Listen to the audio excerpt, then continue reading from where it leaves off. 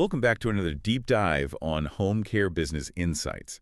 I'm really ready for this conversation today because honestly, we are tackling something that I think is the single biggest misconception in our entire industry. Oh, yeah. I'm excited to get into this one. Because we spend all this time talking about the mechanics of home care. Mm. You know, the territory maps, the marketing funnels, scheduling software, regulation. Right, the tactical stuff. Exactly. And don't get me wrong, that stuff is vital. Mm-hmm. But today we are ignoring the spreadsheets for a minute and looking at the engine that actually drives all of that. Yeah. We are looking at the person in the mirror. That's right. We are focusing on the human element of the business plan, and it is arguably the only variable that truly determines whether a franchise flies or fails. Yeah.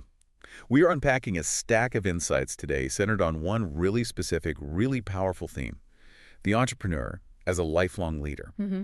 And I have to say, going through this material, it really pushes back against the pop culture version of entrepreneurship. You know the one I'm talking about. The Shark Tank version. Yes, the Shark Tank version where you pitch an idea, get a check, and then you're just rich, free, and drinking Métis on a beach somewhere. Oh, the destination myth. It is so pervasive. It's this idea that entrepreneurship is a status you achieve, like a merit badge or a finish line you cross. Right. Once you sign the franchise agreement, you've quote-unquote made it. But the reality we are exploring today frames it completely differently. It really does. It argues that entrepreneurship isn't a title at all. It's a discipline. It's a lifelong commitment to leadership. And for you listening right now, especially if you're looking at the home care space, maybe considering a franchise with us at Caring Senior Service, this distinction is massive. It's everything. It is quite literally the difference between buying a job that stresses you out and building a legacy that outlasts you. Buying a job versus building a legacy. I love that distinction. Let's start right there, actually. Let's do it. Because the insights we're looking at identify what is called the internal shift. This isn't about business strategy yet. This is pure psychology. Right. And it says this shift has to happen before you even sign the paperwork, before you hire that first caregiver. It's a pivot in your brain. It is. And it's subtle, but it changes absolutely everything. The shift is moving from executing a vision to carrying a vision. Which sounds great on a bumper sticker, carry the vision. Right. But let's break down what that actually feels like on a random Tuesday morning, because most people coming into this industry, especially into franchising, they're coming from corporate jobs. Exactly. High-level management roles where they were very successful, they know how to execute. Right. Think about a corporate role, even a senior VP role. You are essentially responsible for a function. You play a position on the field. Like if you're the VP of sales, you worry about revenue numbers. Right. If you're the HR director, you worry about compliance and hiring. You have a job description, and if you color within those lines and hit your KPIs, you're winning. You have a safety net. You have a lane. And usually, someone else is driving the bus. Precisely. But the internal shift to entrepreneurship is moving from being responsible for a role to being responsible for outcomes. And let me tell you, that is a much heavier weight to carry. Responsible for outcomes regardless of the inputs. That's the kicker, right? Exactly. Let's apply this to home care, just to make it real. Let's say you have a scheduler who makes a mistake. Human error. And a caregiver doesn't show up for a shift. Which happens. It happens. The client is upset. Maybe the family is panicked. In a corporate mindset, playing a role, you might say, well, I hired a scheduler to handle that. It's the scheduler's fault. I did my job by hiring them. Pass the buck. Right. That is role thinking. But outcome thinking says, I hired the scheduler, I trained the scheduler, I created the system the scheduler used, and ultimately, the client's trust is in my hands. You own the result, even if you didn't do the physical task. That is carrying the vision. And it requires a level of courage that most people totally underestimate. You are voluntarily stepping into a world where uncertainty isn't an anomaly, it's the baseline environment. I really like that phrase from the material we reviewed. Uncertainty is a companion.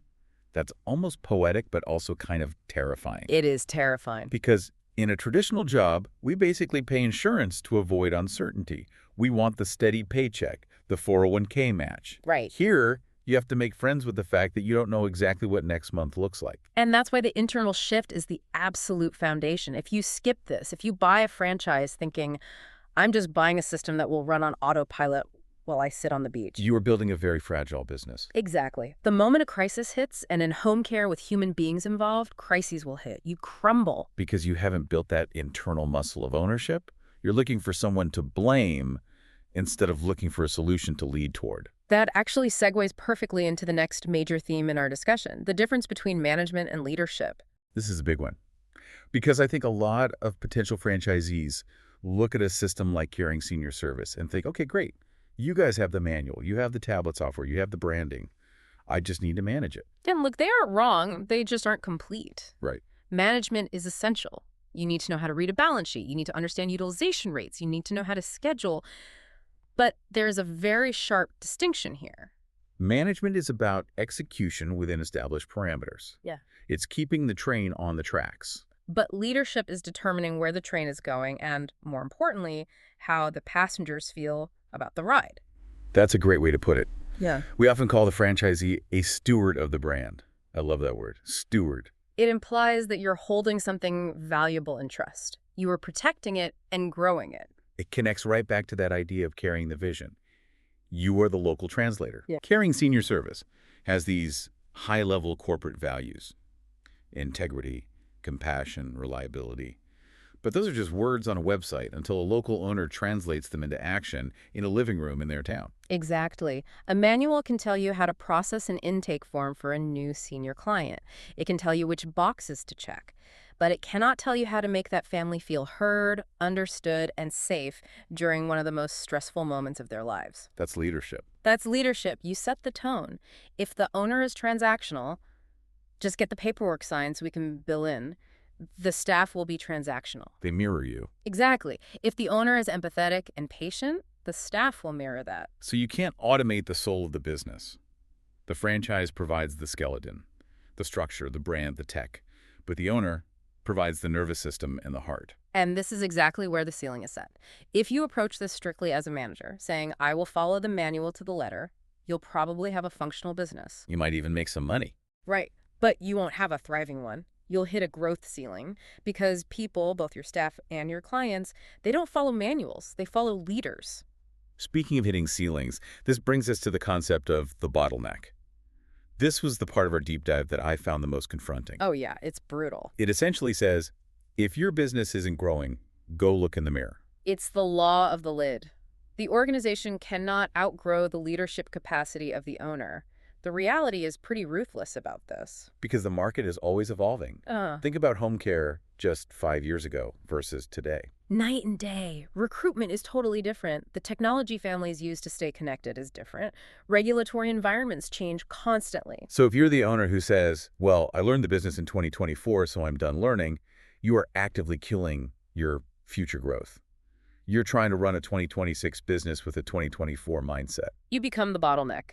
The business is trying to expand, the market is presenting new opportunities, but because you are stuck in old mental models or old ways of doing things, you choke off that potential. You see this when an owner refuses to adapt to new recruitment technology because the old way worked fine, and meanwhile, their competitors are scooping up all the best caregivers. The fix here is curiosity. It frames continuous development not as this nice-to-have hobby, but as a competitive survival strategy. Active curiosity, not just reading a business book once a year. Right.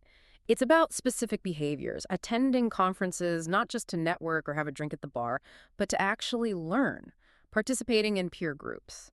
And this is crucial, being vulnerable enough to ask for help. That is the hard part, especially if you are the boss. You feel like you're supposed to have all the answers. I'm the owner. I sign the checks. I should know this. That is the trap of the knower versus the learner. The knower thinks, I'm the expert. I own the business. I shouldn't have to ask. Right. The learner realizes, I don't know what I don't know.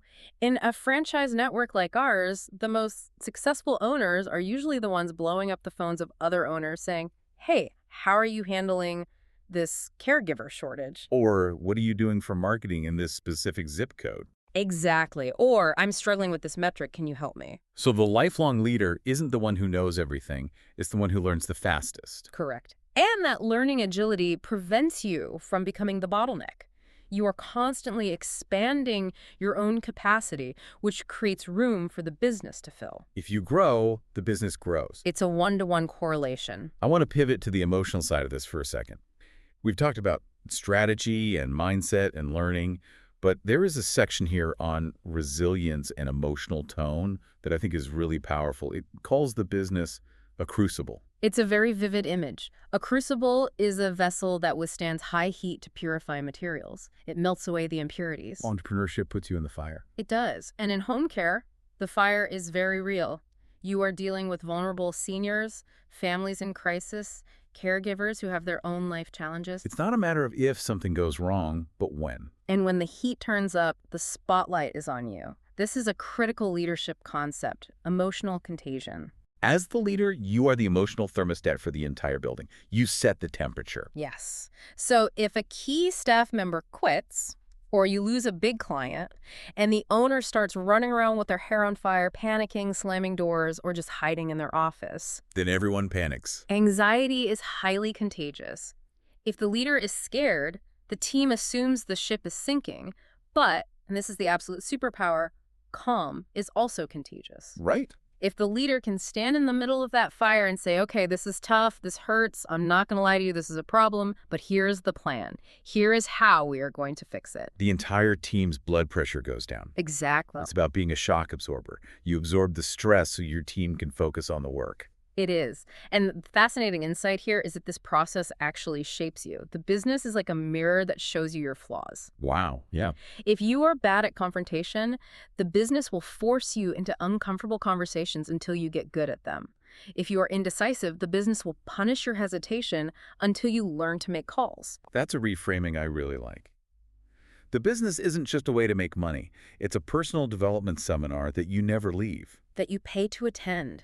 But yes, it forces you to grow up. You develop resilience not by reading about it in a book, but by surviving the hard weeks and realizing, hey, I'm still here. We figured it out. We're okay. That builds a confidence that no one can take away from you. Absolutely. So we've moved from the internal shift to leading through the bottlenecks and the crises. Now let's look further down the timeline. The material talks about the evolution from success to significance. This is the maturity curve. In the early days, let's be honest, you're in survival mode. You're focused on cash flow, payroll, keeping the lights on. Income thinking, how do I pay my bills? And there is nothing wrong with that. You have to survive to thrive. You have to be profitable. But you can't stay there forever. If you're 5 years in and you're still only thinking about your own paycheck, something is wrong. Right. The lifelong leader eventually shifts to legacy thinking. This is where the focus moves from how do I get what I need to how do I help the people around me succeed. This is where the concept of multiplication comes in. We talk about this a lot on the show. You can't scale a home care business by just working harder yourself. No, you only have 24 hours in a day. You can't visit every client. Exactly. You can't be the scheduler, the marketer, the HR director, and the caregiver forever. Growth requires you to empower others. But legacy thinking goes deeper than just delegation. It's not just do this for me. It's mentorship. Right. It's about looking at your office manager and asking, how do I help them develop the skills to run this place without me? It's looking at a caregiver and asking, how do I create a career path for them so they can provide for their family better? It changes the metrics of success entirely. The insights here pose some rhetorical questions that really hit home. How many jobs have you created? How many leaders have you developed? What is your reputation in the community? Those are the metrics of significance. And paradoxically, when you focus on those things, on people and legacy, the money usually follows. Because you're building a stable, loyal organization. People want to work for a leader who's investing in them. We see this all the time. Legacy-oriented leaders make different decisions too. They play the long game. They really do. Yeah. A short-term thinker might take on a client they know they can't serve well just to get the revenue this month. A legacy thinker says, no, we aren't the right fit for that client right now, and taking them would burn out my staff and damage our reputation. They turn down money today to protect the brand for tomorrow. That is a hard discipline. That takes guts. It does. But that's the difference between a business that flashes and burns out and one that lasts for decades. You are building something designed to outlast you. Right. Now, we've been talking about all this responsibility, the weight of outcomes, the emotional regulation, the legacy building. It sounds heavy. And honestly, it sounds a bit lonely. It can be very lonely. Entrepreneurship is famously isolating, which is why we need to talk about the role of the franchise model, specifically as an accelerator. Right, because if you were doing this as a startup, creating Bob's Home Care from scratch, you are inventing the wheel while trying to drive the car. You are alone on an island. You have no one to validate your decisions. You have no benchmark. In a system like Caring Senior Service, you have a support structure. You have a roadmap. You have data. But, and here's the nuance, the franchise is a tool, not a crutch. Unpack that for me. Yeah. Because I think some people confuse support with dependency. Think of it like a gym. A franchise provides the best equipment, the best personal trainers, the nutrition plan, the community, everything you need. But you still have to lift the weights. You have to lift the weights. The franchise support accelerates your development because you don't have to waste time figuring out what to do. You don't have to invent the marketing materials. You can focus your energy on executing and leading. So the owners who struggle are the ones who stand next to the treadmill waiting for it to run for them. Exactly. They wait for corporate to solve their local problems. They send an email and they just wait. The owners who thrive, the lifelong leaders, they lean into the coaching. They use the resources to build their own capacity. They don't ask the franchisor to drive the car. They use the GPS the franchisor provides to drive faster and safer. It really comes back to that initial point about ownership. The system works if you work it, but you have to be the one working it. There is no substitute for the driver.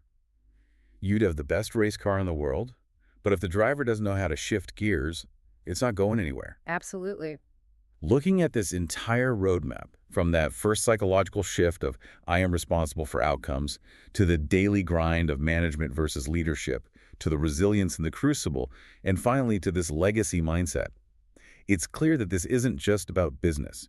It's an identity evolution. It is. You are changing who you are. You stop being someone who reports upward for direction, and you become the person who sets the standard.